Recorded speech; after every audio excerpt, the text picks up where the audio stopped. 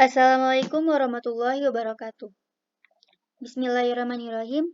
Pertama-tama, perkenalkan nama saya Mufidatul Azizah, mahasiswi Universitas Ibnu Khaldun Bogor, Fakultas Agama Islam, Program Studi Pendidikan Agama Islam.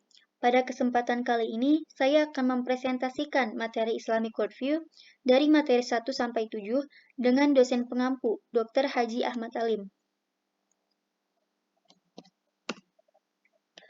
Berikut adalah pembahasan yang akan kita bahas dalam kesempatan kali ini.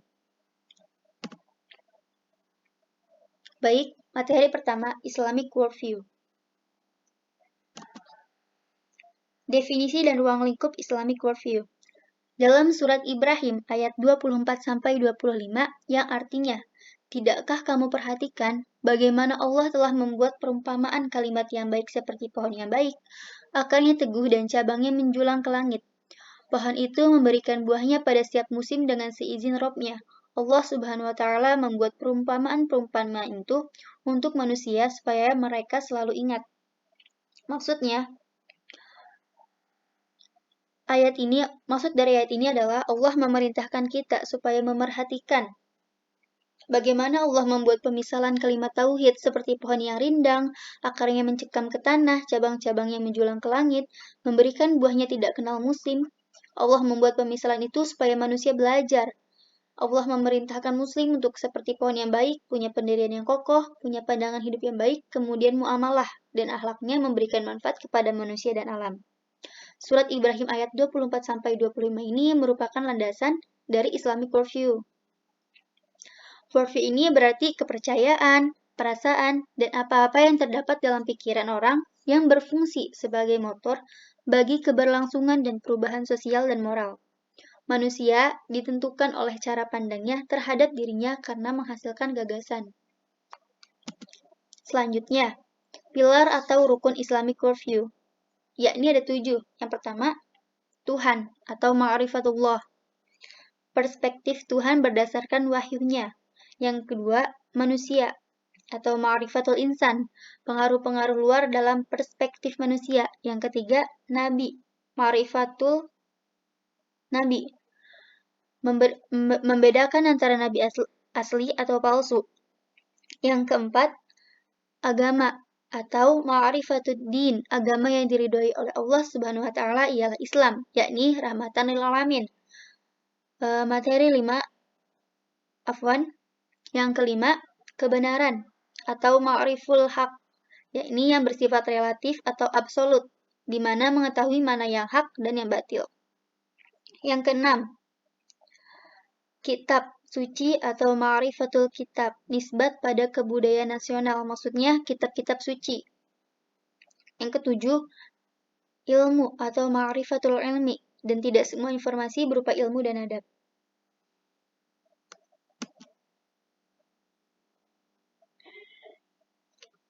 Perbedaan antara Islam dan Barat. Islam berasaskan wahyu, hadis, akal, dan pengalaman intuisi. Sedangkan Barat berasaskan rasio dan spekulasi filosofis.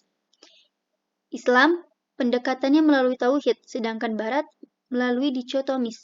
Islam bersifat otensitas dan finalitas, sedangkan Barat rasionalitas, terbuka dan selalu berubah. Islam makna realitas dan kebenaran berdasarkan kajian metafisik berasaskan wahyu dan seterusnya. Barat, pandangan sosial, kultural, empiris, dan rasional. Islam berdasarkan objek kajian, yaitu invisible dan visible. Ada alam al-mulk dan alam asy-syahadah, sedangkan Barat tidak ada.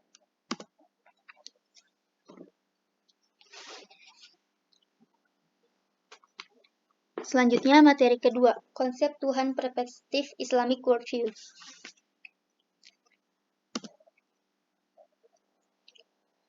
Konsep Tuhan mengesahkan Allah. Dalam Quran Surat Al-Ikhlas ayat 1-4 sudah dijelaskan bahwa Tuhan ialah Esa. Dalam perspektif wahyu dan budaya, tidak akan pernah ketemu, maka menjadi lakum dinukum waliyadin. Quran Surat Al-Imran ayat 64 dan Surat At-Taubah ayat 331 menjelaskan bahwa perbedaan ini tidak bisa diliberalisasikan. Jika kita mempercayai dan mengimani Allah, maka kita punya tujuan hidup untuk beribadah kepada Allah. Jadi konsep tauhid mengesahkan Allah sudah jelas dalam Quran Surat Al-Ikhlas ayat 1-4. Konsep syirik bahwa Allah punya sekutu, seperti ayat yang berbunyi, barang siapa yang melepaskan diri dari mengingatku, menjauhkan diri dari konsep Tuhan ini, maka baginya kehidupan yang sempit dan rusak. Jika kita mempercayai konsep Tuhan yang berbeda itu akan membuat manusia menjadi kapitalis, berkuasa, kerasukan, dan sewenang-wenangnya.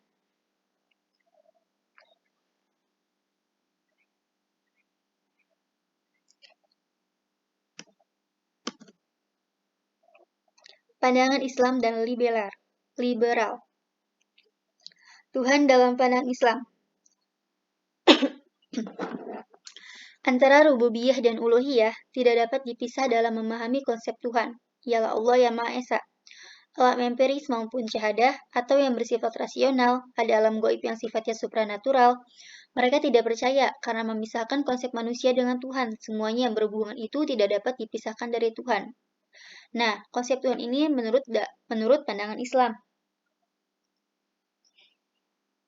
Dalam pandangan Islam, kita mempercayai dan mengimani Allah, maka kita punya tujuan hidup untuk beribadah kepada Allah. Seperti contoh ayat wa ma khalaqtal jinna wal insa illa liya'budun.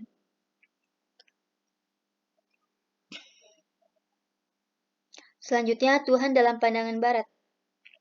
Bagi orang liberal yang beranggapan bahwa setiap agama sebenarnya merupakan ekspresi keimanan pada Tuhan yang sama, Tuhan yang semua agama dianggap sama.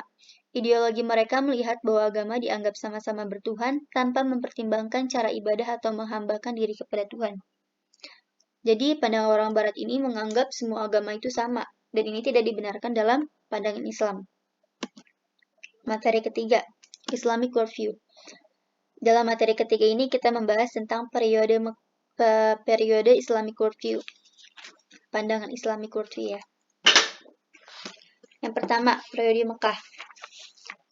Periode Mekah yang pertama terdapat penciptaan, hari akhir, tauhid, etika, konspirasi tentang alam. Periode Mekah kedua terdapat ibadah, ilmu, agama, nabi, dan sebagainya. Periode Madinah, konsep ummah, jihad, daulah, ukhuwah tentang konsep-konsep sosial.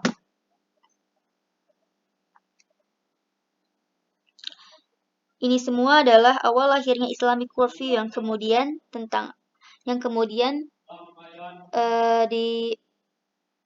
dimajukan tentang penjelasan Nabi atau sahabat tentang konsep keilmuan Islam, tradisi intelektual Islam, ilmu dan peradaban Islamik dan peradaban Islam atau scientific worldview.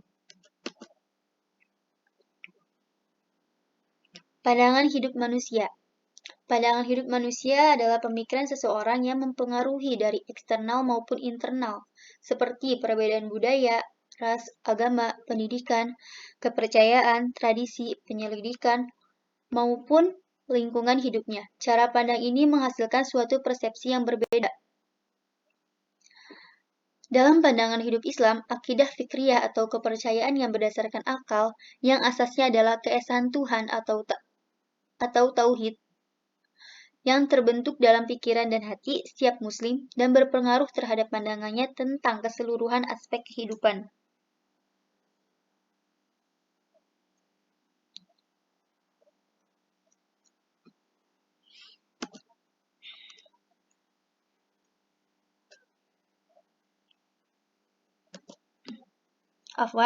Dampak yang muncul terhadap pengaruh barat dalam Islamic worldview ialah kesamaan agama, feminisme, gender, krisis terhadap otoritas ulama, dan ilmu-ilmu dalam Islam. Krisis terhadap Al-Quran, hermeneutika, HAM, dekonstruksi atau anti-syariah, dan lain sebagainya. Ini dampak yang muncul terhadap pengaruh barat. Selanjutnya materi keempat, integrasi iman dan kesucian jiwa.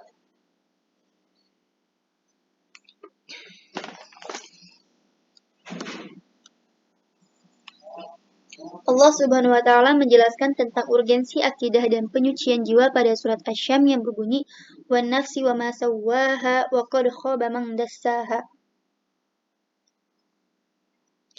Dalam surat Asy-Syam sudah dijelaskan Allah telah mengilhamkan kepada jiwa itu jalan kefasikan dan jalan ketakwaan. Ada dua jalan yang dipilih dalam diri manusia. Apakah memiliki jalan yang jujur, jalan sesat, atau jalan yang takwa, atau jalan yang lurus.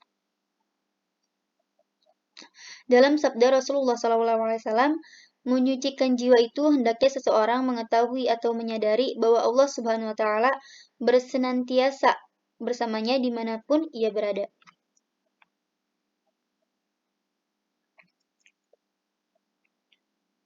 Jadi, menghadirkan Allah dalam kehidupan itu adalah mensucikan jiwa sehingga jiwa itu akan bersih. Jika menghadirkan Allah di dalam kehidupan, jika manusia lalai dalam mengingat Allah, lalai dalam pengawasan Allah, maka kotor jiwanya. Nah, berikut adalah metode-metode agar jiwa tetap bersih. Yang pertama, ada at-tahliyah. Artinya, bagaimana mengosongkan diri dari segala maksiat, tinggalkan dosa agar jiwa tetap bersih dan sehat. Yang kedua, mengisi jiwa kita dengan menyibukkan diri dengan mengingat Allah Subhanahu wa taala dengan aktivitas ibadah, bergaul dengan kebajikan, menjaga fitrah manusia yang lurus dan istiqomah di jalan Allah Subhanahu wa taala.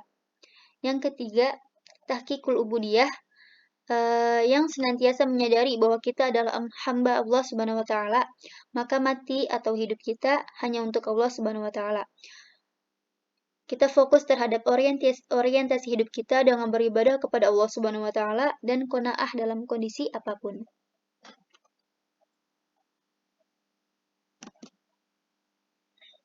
Jadi iman dan penyucian jiwa itu saling bergantungan dan berpadu. Akidah yang bersih akan membuat jiwa yang bersih dan akan merangkai kesempurnaan seseorang. Jadi segala sesuatu harus berdasarkan ilmu, mencari ketenangan dengan berdasarkan ilmu. Dan mensucikan jiwa pun dengan berdasarkan ilmu. Ilmu itu adalah cahaya yang membedakan mana yang terang, mana yang gelap, mana yang salah, mana yang benar. Orang yang berilmu akan takut kepada Allah, jadi itu yang dinamakan akidah. Baik, selanjutnya materi kelima, tentang mewaspadai diabolisme pemikiran. Dalam Quran Surat An-Nahl ayat 63, yang berbunyi, Bismillahirrahmanirrahim, فَزَيَّنَ لَهُمُ الشَّيْطَانُ أَعْمَالَهُمْ فَهُوَ وَلِيُّهُمُ الْيَوْمَ وَلَهُمْ عَذَابٌ أَلِيمٌ. Yang artinya, maka syaitan menjadi pemimpin mereka di hari itu, dan bagi mereka azab yang sangat pedih.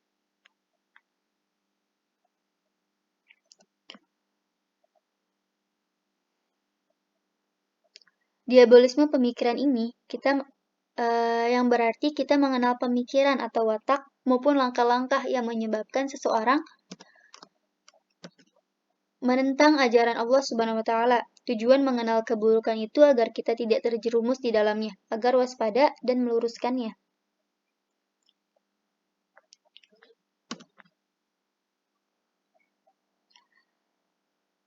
Apa sih penyebab diabolisme? Penyebab diabolisme itu ada 3. Yang pertama, syahwat. Syahwat ialah mengikuti kesenangan atau segala hal yang diinginkan oleh manusia. Contohnya nafsu, kalau tidak bisa dikontrol maka akan berakhir pada zina. Syahwat ini adalah perilaku yang berlebihan atau mubazir. Contohnya budaya boros, terlebih sekarang zamannya flexing atau pamer. Dalam surat Al-Isra ayat 27, Innal mubadzirina kanu ikhwana syayatin wa kana syaitanu lirabbihi kafuran. Yang artinya sesungguhnya pemboros itu adalah saudara-saudara syaitan, dan syaitan itu adalah sangat ingkar kepada Tuhannya. Nah, yang kedua, syubhat atau keraguan-raguan. Bagaimana manusia terjebak dalam zona keraguan dalam pemikiran. Jadi banyak kaum orientalis yang membenci Islam yang sengaja belajar untuk mengubah dan mengacak-ngacak Al-Quran. Lalu mereka memasukkan pemahaman yang menyimpang kepada umat Islam. Contohnya saja adat Jawa, kejawen, dan golongan Ahmadiyah itu merupakan bentuk penyimpangan ciptaan kaum Orientalisme.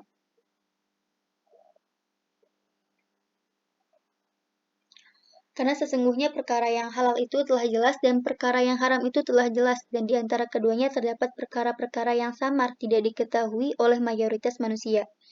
Barang siapa yang menjaga diri dari perkara-perkara samar tersebut, maka dia telah menjaga kesucian agama dan kehormatannya. Barang siapa terjatuh ke dalam perkara syubhat, maka dia telah terjatuh kepada perkara haram. Hadis riwayat Bukhari dan Muslim. Yang ketiga, khutuwati syaitan, karena mengikuti langkah-langkah setan. Dalam surat Al-Baqarah ayat 168, Bismillahirrahmanirrahim. Wala tattabi'u khutuwati syaitan, dan janganlah kamu mengikuti langkah-langkah syaitan. Mengikuti jejak-jejak syaitan sehingga setan menjadi pelindung atau teman kita. Makanya kita senantiasa berdoa kepada Allah Subhanahu wa taala dan berzikir pagi petang karena was-was itu datang dari bisikan setan. Materi ke-6, konsep alam, seni, dan kebudayaan perspektif Islamic worldview.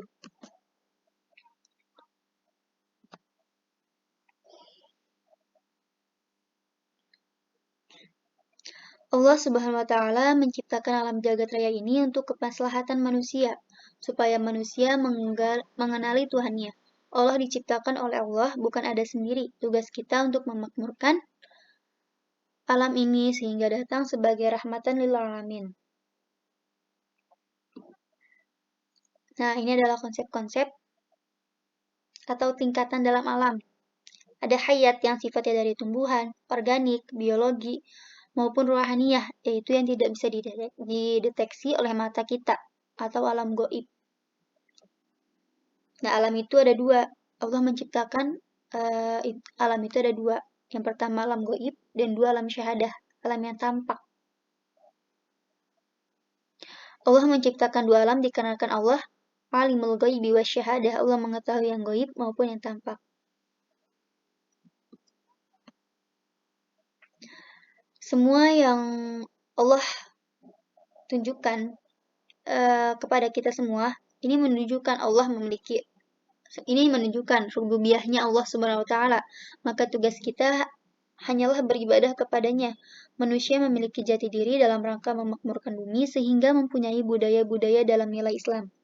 Kebudayaan dalam nilai Islam ini adalah istilah tawadun atau sakofah yang mengandung pemurnian atau penggosokan. Contohnya batu yang digosok yang berguna bagi seluruh makhluk bumi. Adapun ini adalah budaya. Budaya ini adalah himpunan segala usaha atau daya upaya yang dikerjakan oleh manusia yang dipimpin oleh budinya, moralitasnya atau akal sehatnya untuk memperbaiki sesuatu dengan tujuan mencapai sesuatu.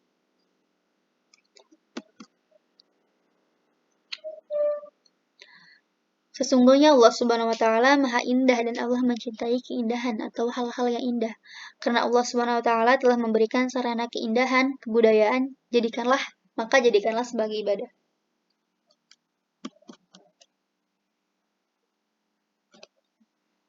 Selanjutnya, pertentangan masalah budaya. Dalam Quran Surat Al-A'raf ayat 39, di akhir zaman ketika orang berbudaya di tengah masyarakat tanpa melihat halal dan haramnya, apakah dari perkara yang halal atau haram, mereka tidak peduli lagi, sesuatu yang melampaui batas itu diharamkan. Jadi walaupun kita mengenal budaya, kita tidak boleh melampaui batas seperti yang sudah kita alami sekarang ini tentang banyaknya budaya barat yang masuk. Selanjutnya, Quran Surat Al-A'raf ayat 31-32, di mana Allah telah mengingatkan bahwa yang haram jelas dan halal juga jelas. Hal-hal yang menyekutukan Allah Subhanahu wa taala tidak termasuk dalam seni budaya dalam Islam. Contohnya seni patung, karena sebagai sarana syirik. Nilai estetik dalam Islam tidak berdiri sendiri, jadi dibungkus dengan nilai keislaman. Jadi konsep alam, seni, dan kebudayaan tidak boleh lepas pada 3 perkara. 1. Unsur-unsur Islam. 2. Prinsip keislaman. Dan 3. Nilai-nilai keislaman.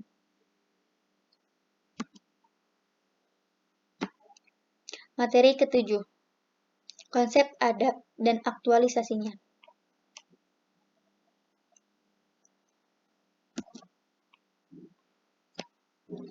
Di dalam ayat Iyyaka na'budu wa iyyaka nasta'in dimaksudkan untuk menjaga diri kita dari api neraka. Penjagaan utamanya ialah adab, sebagai pelajaran dari iblis yang diusir disebabkan hilangnya adab, sehingga konsep adab disandingkan dengan ayat ini. Jadi kita secara totalitas mengabdikan hanya untuk menyembah dan meminta tolong kepada Allah Subhanahu wa taala dan menjauhi segala larangannya. Maka hal ini di dalam proses ibadah dan satu manzilatul adab atau menjaga adab. Jadi adab sebelum ilmu. Adab harus dijaga sebelum ibadah.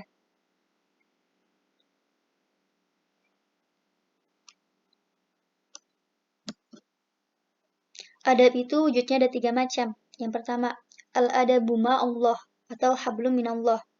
Para ulama mengatakan, siapa yang menjaga adab seperti adabnya Allah, maka dia akan menjadi orang yang dicintai oleh Allah Subhanahu wa taala. Konsep adab yang paling mulia dan bermanfaat ialah harus mendalami urusan agamanya, zuhud, menjaga jarak dirinya dengan dunia, mengetahui kewajiban-kewajiban kita terhadap Allah Subhanahu wa taala.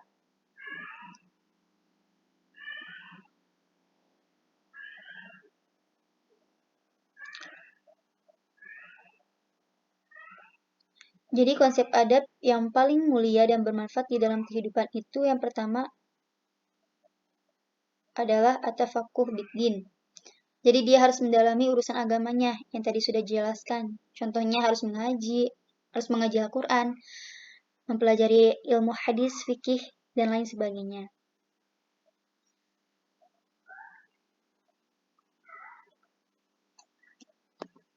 Yang kedua, al-adabu ma wa Rasulullah. Rasulullah SAW adalah sosok yang sangat beradab. Ketika ada peristiwa Isra dan Mi'raj, ketika berada di Sidratul Muntaha, yang sebenarnya banyak yang dilihat oleh Nabi, tetapi saking beradabnya Nabi, diabadikan dalam Al-Quran bahwa mauzogol wa basaru wa man togo.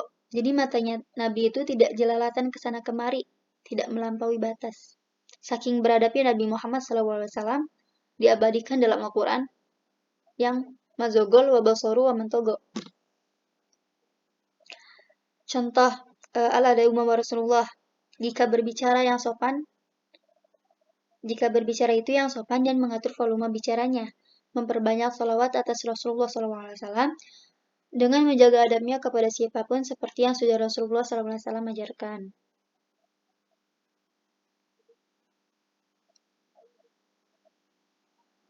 Yang ketiga, al-adabu ma wa al-khalqihi. Jadi kita menjaga batas dan tidak terlalu melebih-lebihkan menghormati hak orang lain. Contohnya di dalam Al-Quran, Nabi Musa dan Harun diperintahi mendakwahi Fir'aun.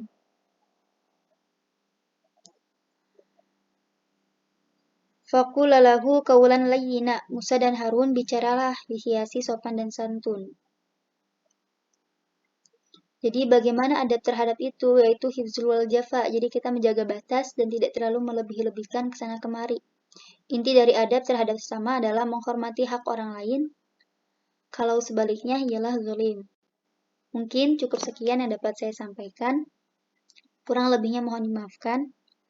Wabillahi taufiq wal hidayah. Wassalamualaikum warahmatullahi wabarakatuh.